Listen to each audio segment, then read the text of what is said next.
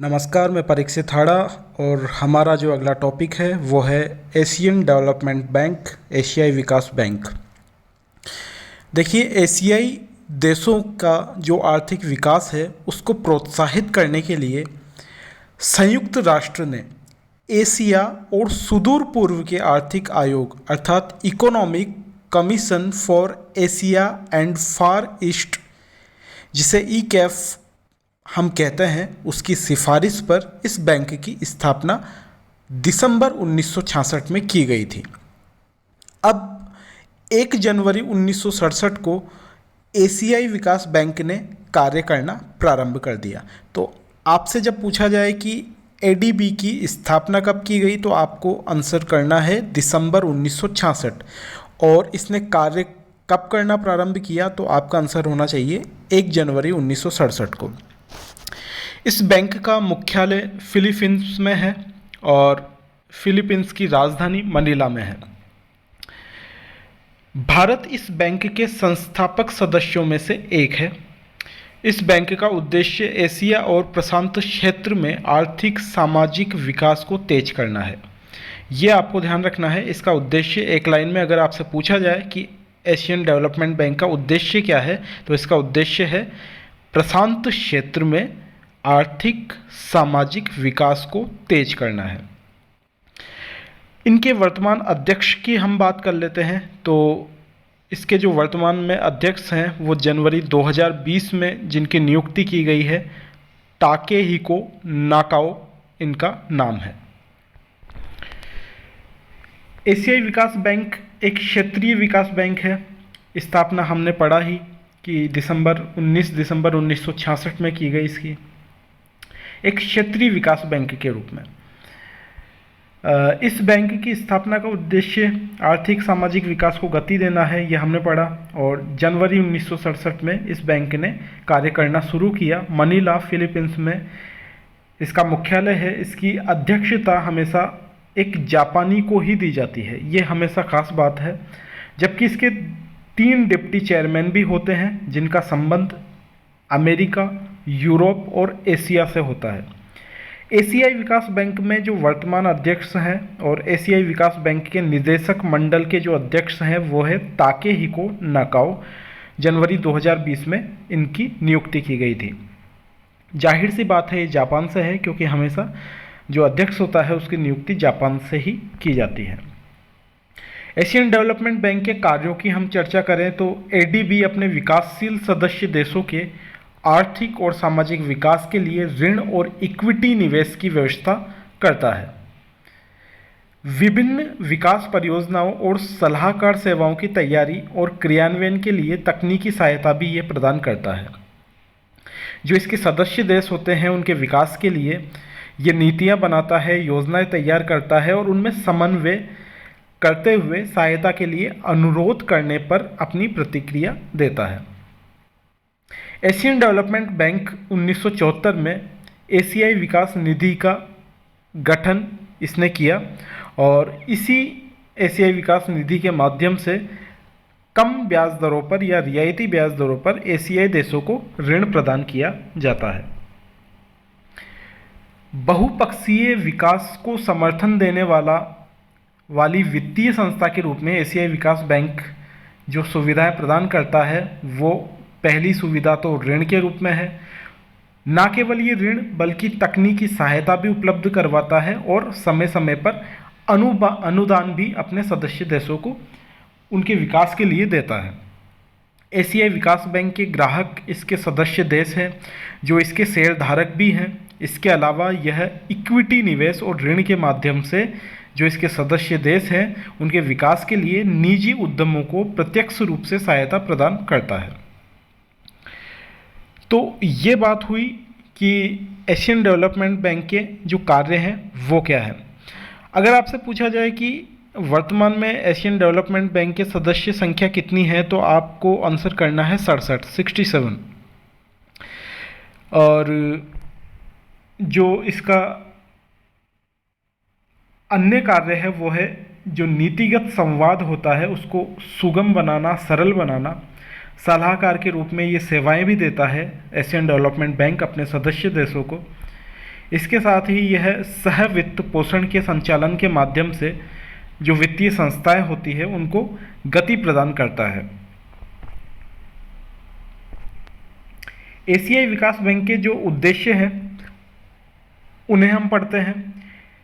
Asian development bank खुद को एक सामाजिक विकास संगठन के रूप में परिभाषित करता है जो समावेशी आर्थिक विकास, पर्यावरणीय रूप से स्थायी विकास और क्षेत्रीय एकीकरण के माध्यम से एशिया और प्रशांत क्षेत्र में गरीबी को कम करने के लिए समर्पित है।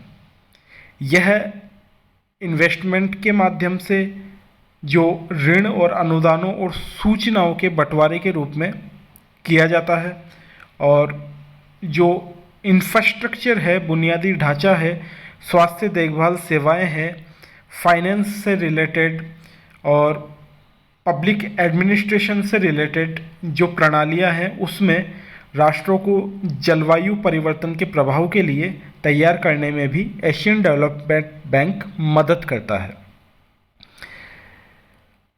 यह बैंक जो सदस्य देश होते हैं उनमें समन्वय तो बनाए रखता है। इसके अलावा जो इसकी समन्वयकारी विकास नीतियां होती है और योजनाएं होती है उससे विकासशील सदस्य देशों के सहायता अनुरोधों पर कार्यवाही की जाती है। अब एक जो खास बात है इसमें एशियाई विकास बैंक की कि भारत के संदर्भ में अगर हम देखें इस बैंक को तो भारत बैंक के निदेशक मंडल का कार्यकारी निदेशक है। इसके जो अधिकार हैं भारत के अधिकार क्षेत्र में भारत, बांग्लादेश, भूटान, लाओ, पीडीआर और ताजिकिस्तान भी शामिल हैं। वित्त मंत्री एशियाई विकास बैंक के बोर्ड ऑफ गवर्नर्स में भारत के गवर्नर हैं और सचिव जो विदेश विभाग के होते हैं इसके वैकल्पिक गवर्नर हैं। 31 मार्च 2017 को एशियाई विकास बैंक ने $200 मिलियन का ऋण प्रदान किया है जिससे ऊर्जा बचत करने वाली लाइटें सड़कों तथा घरेलू उपयोग में लगाने का वित्तीयन किया जाएगा। साथ ही इसी ऋण से संपूर्ण भारत में ऊर्जा बचत करने वाले जल पंपों की स्थापना भी की जाएगी। तो ये ना केवल अन्य सदस्य देशों जबकि भारत जैसे इसके बड़े सदस्य देश के विकास में भी एशियन डेवलपमेंट बैंक का बहुत महत्वपूर्ण हाथ रहा है। अब हम बात करते हैं एशियाई इंफ्रास्ट्रक्चर इन्वेस्टमेंट बैंक की औपचारिक स्थापना की। अब ये क्या है? एशियाई इंफ्रास्ट्रक्चर इन्वेस्टमेंट बैंक क्या है? तो विकास के लिए बहुपक्षीय ऋण उपलब्ध कराने के लिए चीन ने इसको स्थापित करने की पहल की थी। AIIB इसकी शॉर्ट फॉर्म है। औपचारिक रूप से इसे 25 दिसंबर 2015 को स्थापित किया गया।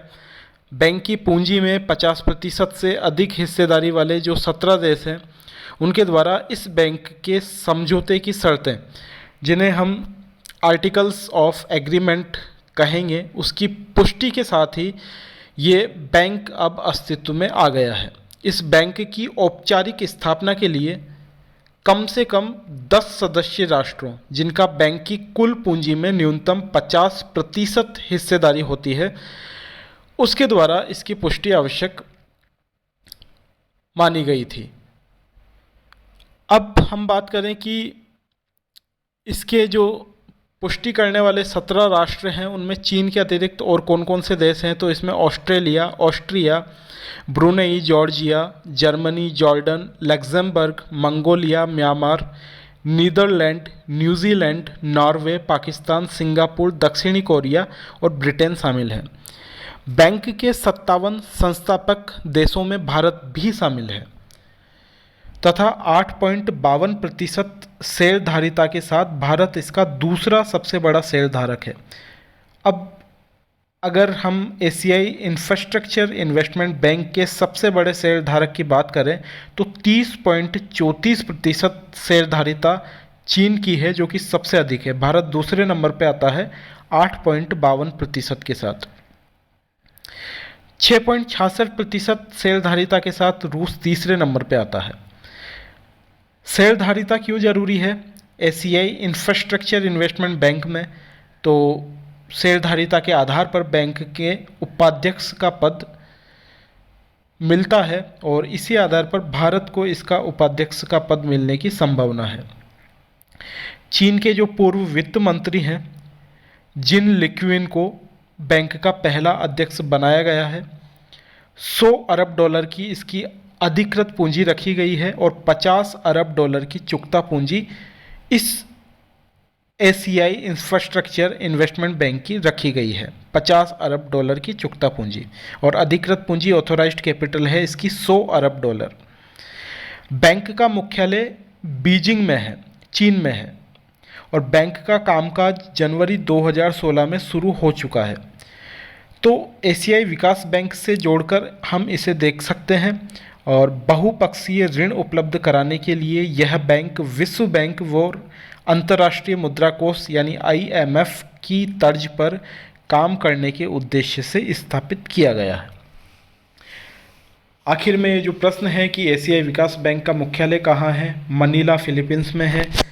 एक हम बात करते हैं कि इसके वर्तमान अध्यक्ष जनवरी 2020 से ताकेहिको नाकाओ है। और इसके अलावा अगर आपसे पूछा जाता है कि एशियन डेवलपमेंट बैंक के वर्तमान में कितने सदस्य हैं तो इसके 67 सदस्य हैं, 67 सदस्य हैं।